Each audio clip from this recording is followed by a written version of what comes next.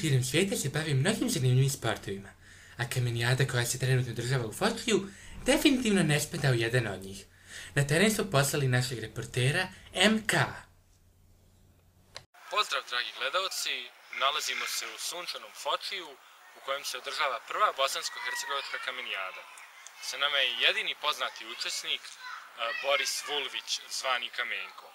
Borise, šta nam možete reći o ovom natjecanju? Pa, ovo je stari sport, međutim, do sad nismo imali takmičenja, a radi se o tome da se slaže kamen. Vrlo zanimljivo.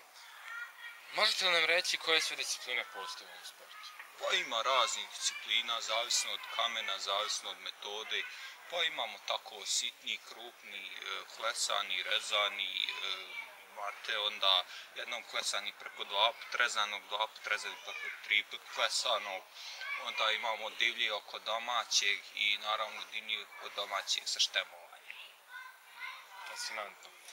Imate li vi neku svoju tehniku koju vi volite da primijenite u tim disciplinama? Pa, ja sam dobar u raznim tehnikama, ali jedna od onih najčešćih koje praktikujem, to je Gringova metoda okultne diseminacije gdje se blindirani kamen štemuje preko rekonvalescentnog da bi se dobio hušljapov medijum za iritirajući relaks. Mada klasika. Da li postoji neka podrška koja je došla ovdje da vas podrži? Pa naravno, moji iz sela Donji Kamenovci, kraj Gornjeg Vakufa, 2 autobusa iz Gornjeg Vakufa, 3 autobusa iz Donjeg. Imao koji iz Srednjeg? Ali iz Bugojnog, znaš, došlo ljudi, dosta meni, dosta podrška, svašta nešto, ja sam predzadovoljan. Imate li kakva očekivanja? Kakva su vaše očekivanja na takmičenju? Pa ne bi ništa da predviđamo, znaš, kako kažu kod mene u selu, složi pa se množi.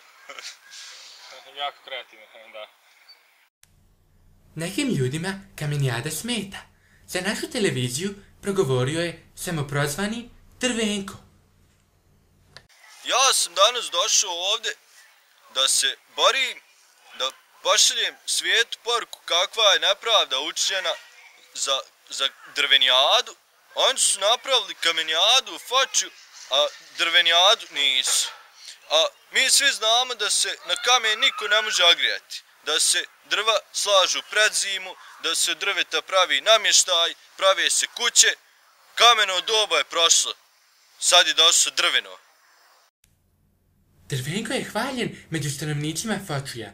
Kažu, drvo koje on složi, najbolje se loži.